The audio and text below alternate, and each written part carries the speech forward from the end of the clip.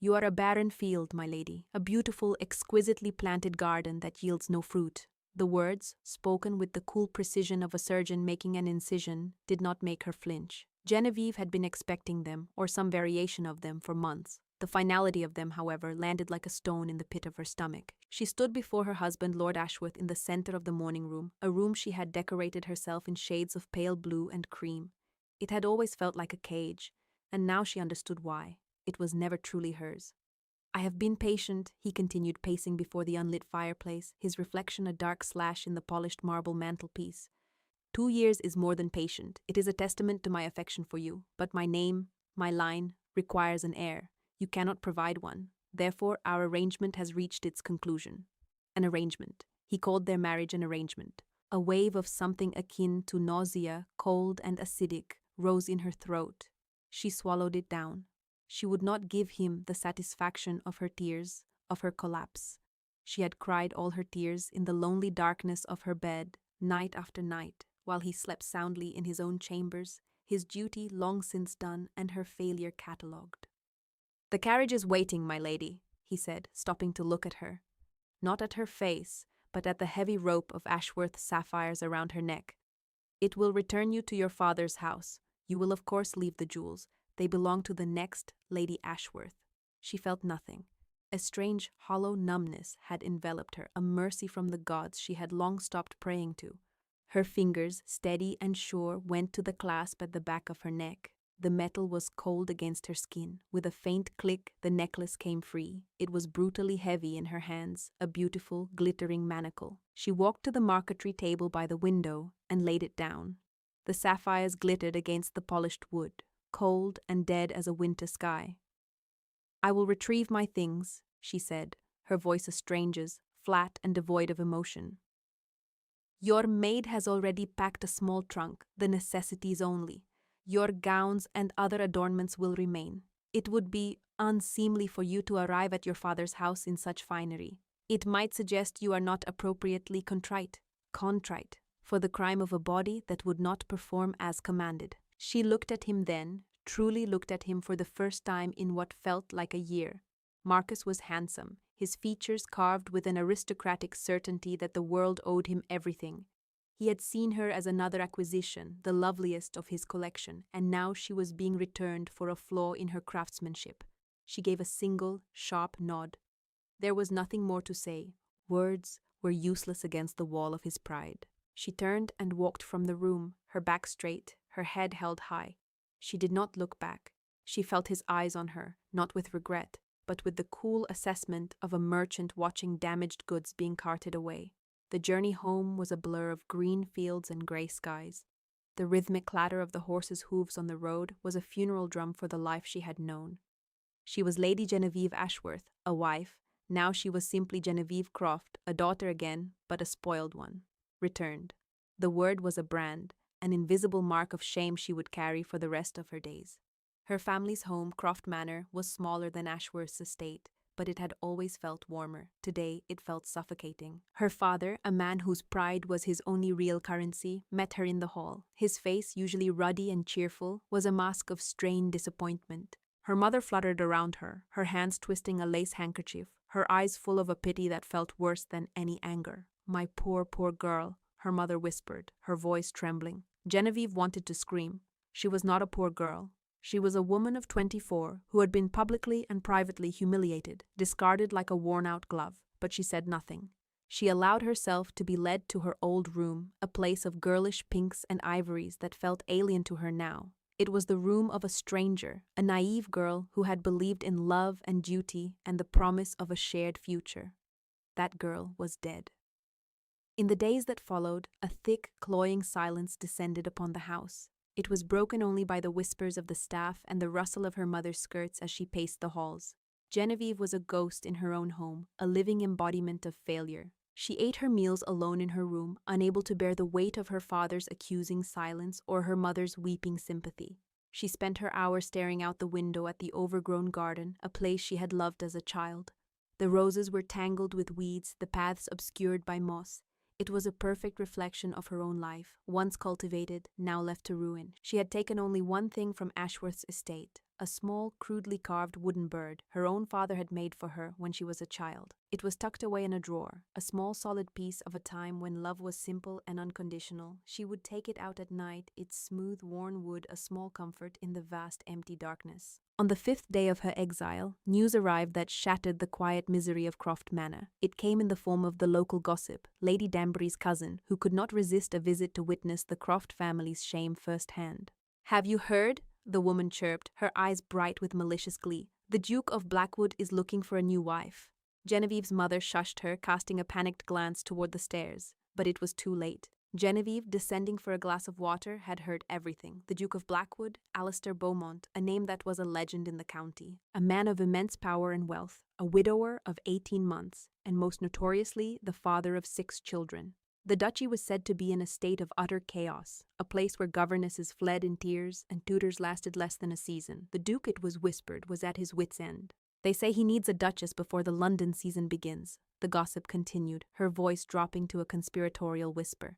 "Someone of good breeding, of course, someone who can manage that brood of his. His heir Thomas is nearly a man himself, and the youngest is just a babe." Genevieve paused on the landing, her hand resting on the banister.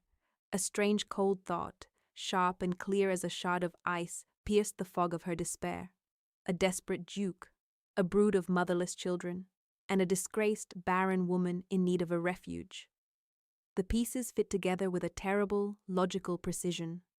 By Saturday, the thought had grown from a desperate flicker to a consuming fire. She was trapped. Her life was over before it had truly begun.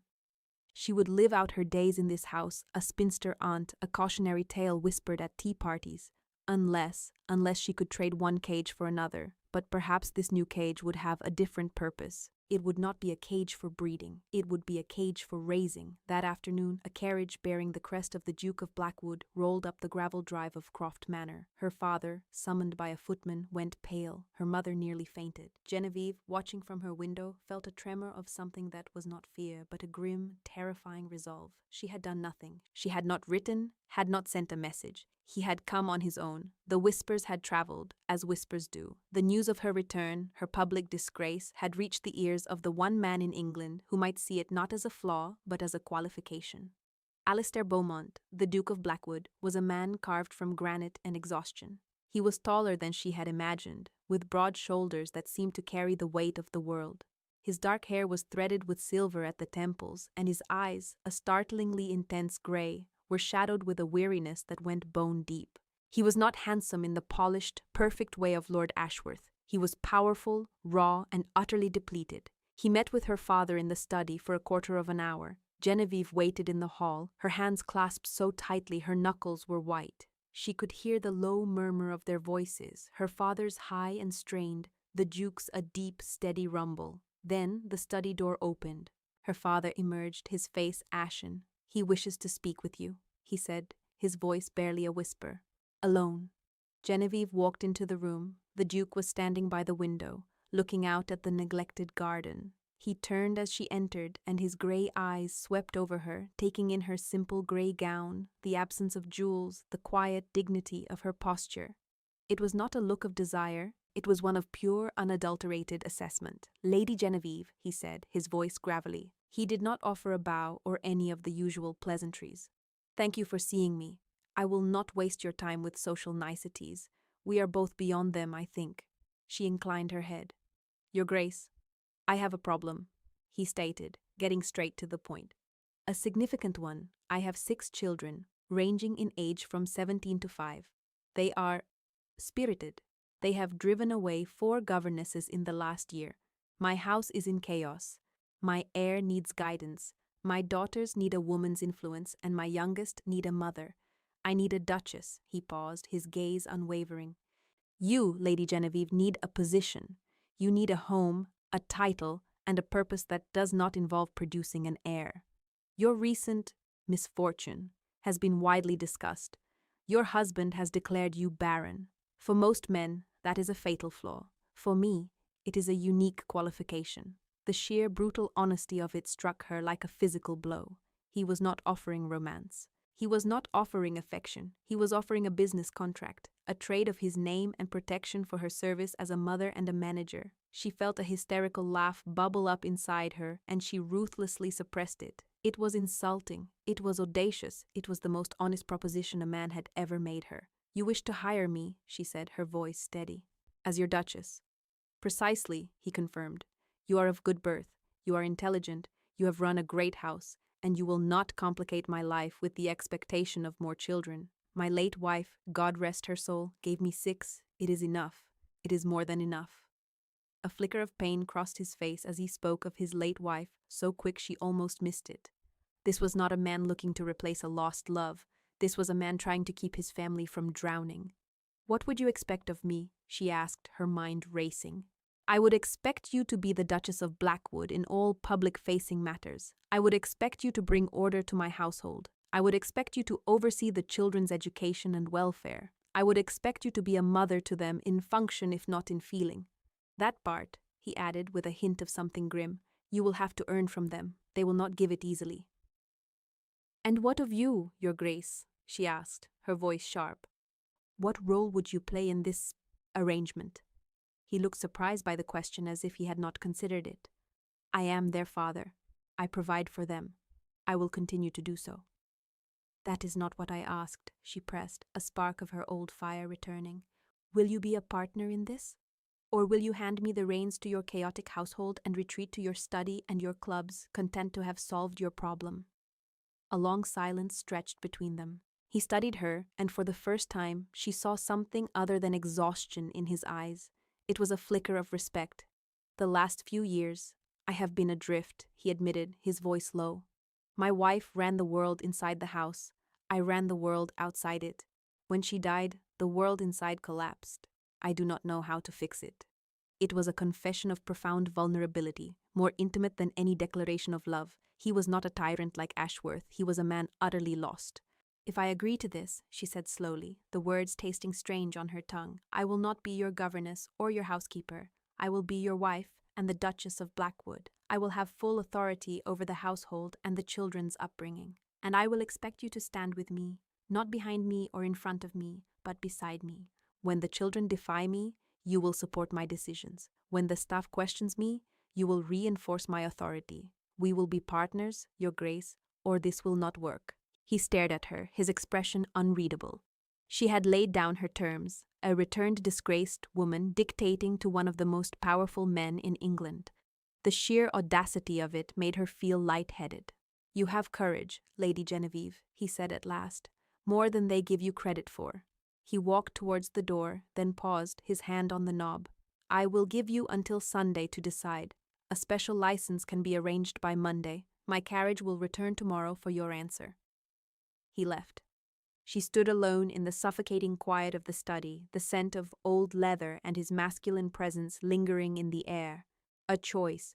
For the first time in her life, it felt like a real one. She could stay here and wither into nothing, a monument to her own failure, or she could step into the heart of a storm and try to command it. By Sunday, she had made her choice. When the Duke's carriage arrived, she was waiting in the hall, her small trunk beside her. In it was the wooden bird and a few simple dresses. She had chosen the storm. Blackwood Manor was not a house. It was a kingdom, a sprawling, magnificent beast of grey stone and ivy that seemed to have grown organically from the rolling hills. But as the carriage drew closer, Genevieve saw the signs of neglect. The gardens were beautiful but wild. The gravel on the drive was scattered with weeds, and one of the grand windows on the second floor was boarded up. The front doors were thrown open, not by a butler, but by 2 identical red-headed boys of about 12, who stared at the carriage with open curiosity. As she stepped out, a tall, severe-looking woman in a housekeeper's black bombazine dress descended the steps, her expression grim. "Your Grace," the housekeeper said, curtsying to the Duke, though her eyes were fixed on Genevieve with undisguised suspicion. "We were not expecting you." "Mrs. Gable, this is Lady Genevieve Croft," Alistair said, his voice firm. "My betrothed. We are to be married tomorrow. She will be the new Duchess of Blackwood."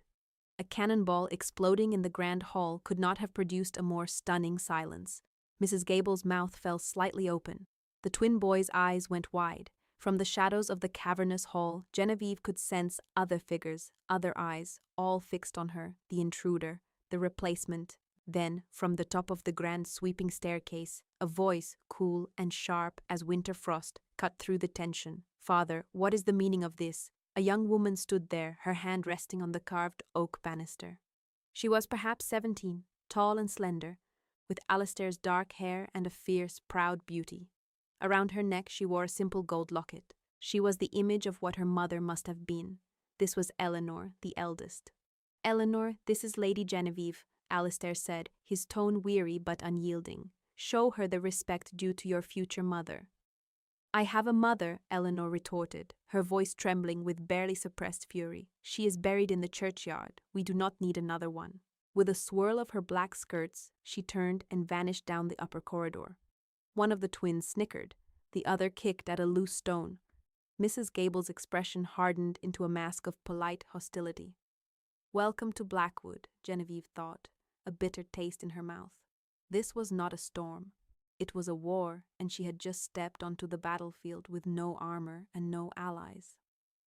The days that followed the quiet, sterile ceremony were the longest of her life.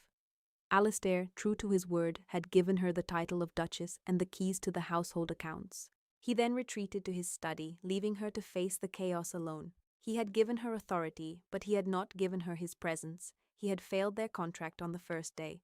The house was a bewildering labyrinth of corridors and rooms, most of them dusty and unused. The 6 children were like phantoms who appeared only to cause trouble or register their disdain. Eleanor ignored her completely, treating her as if she were invisible. The twins, Frederick and George, seemed to view her as a new and exciting target for their pranks. They put a frog in her bed and salt in her tea, watching from a distance with gleeful eyes. Thomas, the 15-year-old heir, was a ghost. A solemn, serious boy, he spent his days with his tutor or riding on the estate, avoiding the house and everyone in it. Only the 2 youngest, Rosalind and Lily, showed any sign of curiosity. Rosalind, a quiet, watchful girl of 8, would sometimes peer at Genevieve from behind a curtain, her large dark eyes full of unasked questions. And Lily, the youngest at 5, a tiny whirlwind of curls and energy, seemed too young to have yet learned prejudice. She once offered Genevieve a slightly squashed daisy, holding it up with a grubby hand before being swiftly pulled away by a stern-looking nursery maid. Genevieve felt a despair so profound it was a physical weight. She had traded a quiet prison for a loud and hostile one. The staff, loyal to the memory of the late Duchess and led by the formidable Mrs. Gable, treated her with a cold, formal correctness that was more insulting than open insolence. They followed her orders, but with a slowness, a deliberate misunderstanding that made every small task a battle of wills. One evening, after a particularly trying day in which the twins had managed to dye the laundry water a bright, horrifying pink, Genevieve found herself in the Duke's study. He was sitting at his desk, a mountain of paperwork before him, a glass of brandy at his elbow. He looked up as she entered, his brow furrowed. "Is there a problem?" he asked. "Yes, Your Grace," she said, her voice tight with a fury she could no longer contain. "There are several problems. Your sons are hooligans. Your eldest daughter despises me. Your staff is engaged in a campaign of passive resistance, and your younger children are terrified of me. And you are hiding in here, pretending none of it is happening." She was trembling, her hands clenched at her sides. "We had an agreement, a partnership. You said you would stand beside me. You are not. You have abandoned me to the wolves."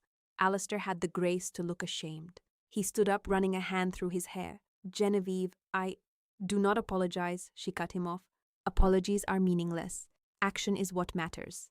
Tomorrow you will come out of this room. You will have breakfast with your children. You will speak to Mrs. Gable. You will make it known, in no uncertain terms, that I am the Duchess of this house, and that my word is law, second only to your own. You will be my partner." He stared at her, the exhaustion in his eyes warring with a dawning respect. She had not come to him in tears. She had come to him with demands. She had come to him like a general demanding reinforcements. "Very well," he said slowly. "Tomorrow, I will be there." The next morning, the Duke's presence at the breakfast table caused a stunned silence. He looked tired and uncomfortable, but he was there. When George tried to flick a pat of butter at his brother, Alistair's voice, quiet but firm, stopped him cold. "George, apologize to Her Grace for your behavior." The boy stared, dumbfounded. "But I did not do anything to her." You will behave with the decorum expected of your station at all times, Alistair said, his grey eyes hard. Her Grace is the lady of this house. You will show her respect, or you will answer to me, all of you.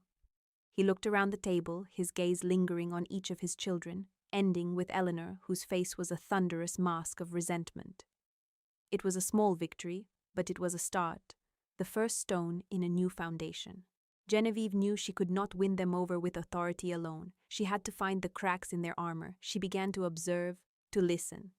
She learned that Eleanor's hostility was born of a fierce, protective love for her mother's memory. She saw that Thomas's silence was the weight of a title he was not ready for. She realized the twins' pranks were a desperate cry for attention in a house where they were largely overlooked. Her first breakthrough came from an unexpected quarter. She found 8-year-old Rosalind in the library, hiding in a dusty alcove, crying silently. She was clutching a large, leather-bound book. Genevieve approached slowly, as one would a frightened deer. "What is it, Rosalind?" she asked gently. The girl flinched, trying to hide the book. "It is nothing." Genevieve sat on the floor a few feet away, not crowding her. "It does not look like nothing. May I see?" Hesitantly, Rosalind pushed the book towards her. It was a book of pressed flowers, each one carefully mounted and labeled in a delicate, elegant script. On the inside cover, it read, "For my sweet Rosalind, so we may always keep the summer with us. Mama." Genevieve's heart ached. "This was your mother's," she said softly. It was not a question. Rosalind nodded, a fresh wave of tears spilling down her cheeks. "We made it together, but this one, I cannot remember its name." She pointed to a small, delicate blue flower. Genevieve looked at it. She remembered pressing flowers with her own mother long ago. "I believe that is a forget-me-not," she said. Rosalind's eyes widened. "Forget-me-not," she whispered, tracing the flower with her finger. "She would not want us to forget." "No," Genevieve agreed. "She would not, and making sure her children remember her is not my replacement's job. It is my duty." She looked at Rosalind. Perhaps you and I could find some new flowers in the garden, to add to her collection, to show her we are still keeping the summer." A tiny, watery smile touched Rosalind's lips. It was the first genuine smile Genevieve had received at Blackwood. The small act of kindness with Rosalind seemed to shift something in the house. It was almost imperceptible, but it was there. The nursery maid's expression softened slightly. Mrs. Gable once offered her a cup of tea that was actually hot. The twins were a harder fortress to breach. She caught them one afternoon attempting to rig a bucket of water over the doorway to her private sitting room. Instead of scolding them, she simply stood there, an eyebrow raised. "That is a rather sloppy knot," she observed calmly. "It will likely slip before I even touch the door, and the bucket is not balanced correctly. You will lose half the water before it even tips." They stared at her, utterly baffled. "If you are going to do something," she continued, walking past them and into the room, "you should endeavor to do it properly. There is a book on engineering and mechanics in the library. Chapter 4 has an excellent section on pulleys and levers. I suggest you consult it." She closed the door behind her, leaving them speechless in the hallway. The next day, she found the engineering book left open on a table. There were no more buckets of water. Her relationship with Alistair was changing too. He began to join her for dinner, not just with the children, but alone. After the house was quiet, they would sit in the library, a fire crackling in the hearth, and they would talk. She told him about her observations of the children. He told her about the struggles of managing the vast estate. She discovered he was not just a tired duke. He was a man with a keen intellect and a dry, wry sense of humor that he rarely showed the world. He was also a man haunted by grief, not just for his wife, but for the father he had failed to be since her death. "I feel like I am failing them," he confessed one night, staring into the flames. "Eleanor is turning into a bitter old woman at 17. Thomas carries the weight of my title like a shroud. The twins are wild. I do not even know my own daughters." "You are not failing them," Genevieve said softly. "You are grieving, and you have been trying to do it all alone. But you are not alone anymore." He looked at her then, his gray eyes searching her face. The look was no longer one of assessment. It was something warmer, something more vulnerable. He was seeing her, Genevieve, not just the Duchess, not just the solution to his problem. The turning point with Eleanor came during a storm. A violent thunderstorm rolled in one night, shaking the old house to its foundations.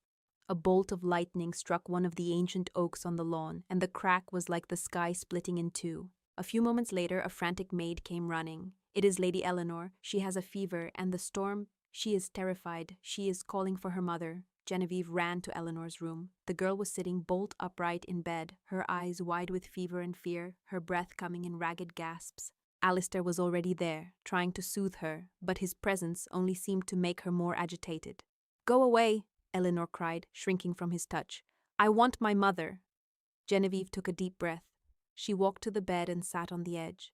"Your mother is not here, Eleanor," she said, her voice calm and steady amidst the raging storm outside and inside the room.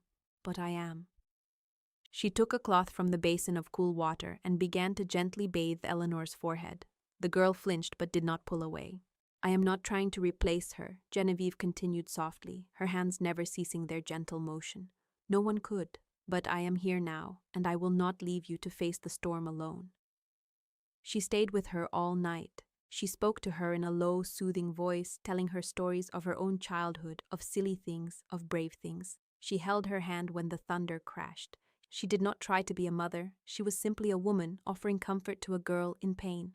Toward dawn, the fever broke. The storm passed. Eleanor fell into a deep, peaceful sleep, her hand still loosely holding Genevieve's. Alistair, who had been watching from a chair in the corner all night, came to the bedside.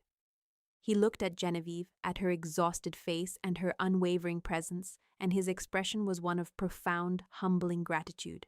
"Thank you," he whispered.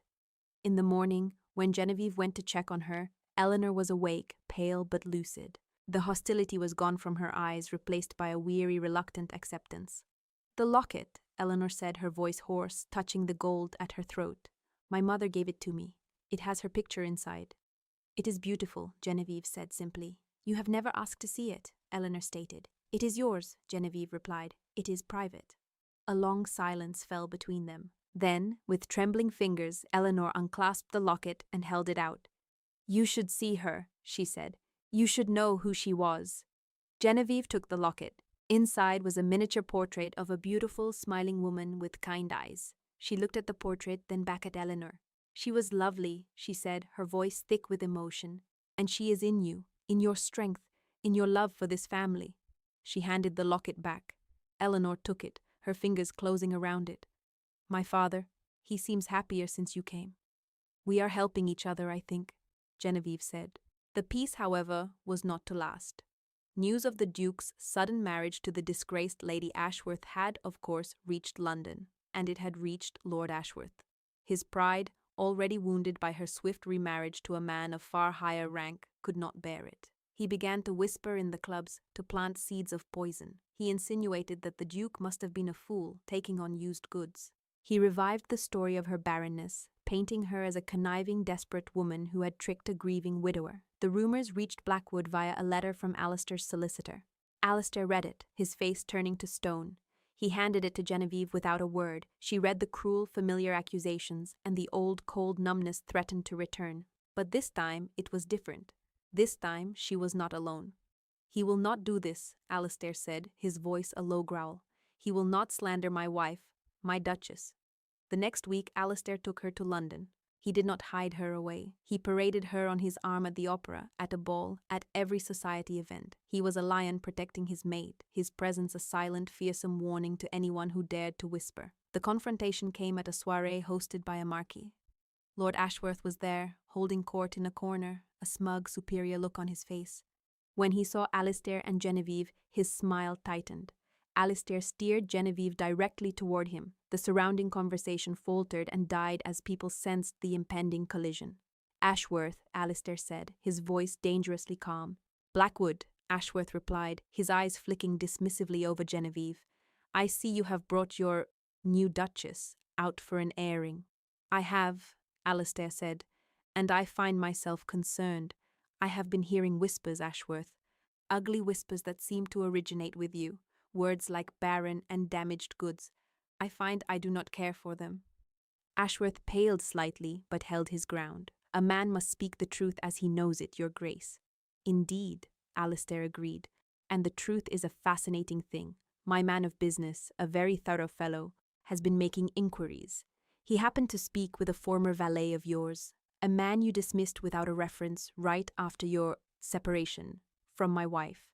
This valet claims you paid a significant sum to a certain physician in Harley Street, the same physician who diagnosed Her Grace's condition.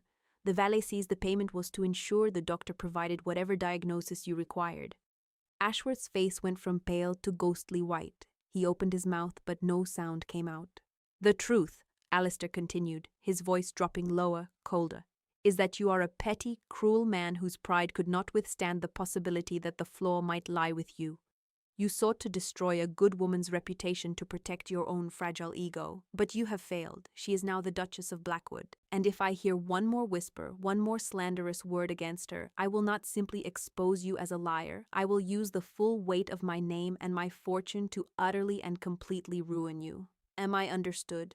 Lord Ashworth could only nod, his eyes wide with terror. He looked like a man who had poked a bear and suddenly realized it was, in fact, a dragon. Alistair gave a sharp nod, then turned his back on the humiliated lord. He took Genevieve's arm and led her away, leaving a stunned and silent crowd in their wake. In the carriage on the way back to their London townhouse, Genevieve was silent. She stared out the window at the gaslights flashing by. She was not numb. She was vindicated. The shame that had clung to her like a shroud for so long had been lifted, burned away by the fire of Alistair's defense. He will not trouble you again, Alistair said, his voice softer now. She turned to him. You did that for me. I did that for us. He corrected her gently. He reached out and took her hand. His was large and warm, enveloping hers completely. Genevieve, when I came to you at your father's house, I made you a proposition. It was a cold, practical thing. I was a desperate man, and I saw you as a solution. It was a dishonorable way to begin. He looked into her eyes, and all the weariness, all the ducal authority was gone. It was just Alistair, a man laid bare. I was a fool. I did not know you. I did not know your strength, your kindness, your fire. I have watched you bring my family back from the brink. You have given my children back their laughter. You have given me back my hope. This is no longer an arrangement for me. I love you, Genevieve. I love you not as my duchess, but as my wife, my partner, my friend. Tears she had refused to shed for Marcus Ashworth now welled in her eyes for Alistair Beaumont. They were not tears of sorrow or shame, but of a profound, overwhelming joy. I was so broken, she whispered. He returned me like a faulty piece of merchandise. His loss, Alistair said, his voice fierce as he lifted her hand to his lips, and my eternal gain. Their return to Blackwood was a triumph. The story of Lord Ashworth's public humiliation had travelled faster than they had. Mrs. Gable greeted them at the door with a genuine smile. The children, even Eleanor, crowded the hall, their faces bright with welcome. Life settled into a new rhythm, one of warmth and easy affection. The house was still chaotic, but it was a happy chaos. It was the sound of a family. Genevieve found her place not as a replacement, but as a vital, beloved centre around which they all now turned. Alistair was a true partner, a devoted father, and a loving husband. They had built a marriage not on a foundation of duty or passion, but on the stronger bedrock of respect, kindness, and shared purpose. About 6 months later, Genevieve stood in the garden, the same neglected garden she had first seen from the study window. It was no longer overgrown. Under her direction, and with the enthusiastic, if clumsy, help of the children, it was being restored. Roses bloomed, the paths were clear, and in the center, a new bench had been placed. Alistair came to stand beside her, slipping his arm around her waist. Lily ran past, chasing a butterfly, her laughter echoing in the warm afternoon air. Thomas was discussing crop rotation with the head gardener. The twins were attempting to build a fountain, and Eleanor was reading on the new bench, a small, peaceful smile on her face. Look at what you have done, Alistair said softly in her ear. You have brought the summer back to Blackwood. Genevieve leaned her head against his shoulder, a deep sense of peace settling over her. She felt a strange, fluttering sensation in her belly, a feeling she had never experienced before. A dawning, impossible realization began to take shape in her mind. She looked up at her husband, at the man who had seen her not as a barren field, but as a garden worth tending. A man who had not chosen her for the fruit she could yield, but for the soul she possessed. Alistair, she said, her voice filled with a quiet, miraculous wonder. I think you may have been swindled. He looked down at her, confused. What do you mean? A slow smile spread across her face, radiant and full of a secret joy. Lord Ashworth's physician was wrong, and so was he. She placed his hand on her stomach. This field is not barren at all. His eyes widened, and the great Duke of Blackwood, the master of 1,000 acres and a half-dozen children, stared at his wife, his duchess, his love, and for the second time in a year he was rendered utterly and completely speechless.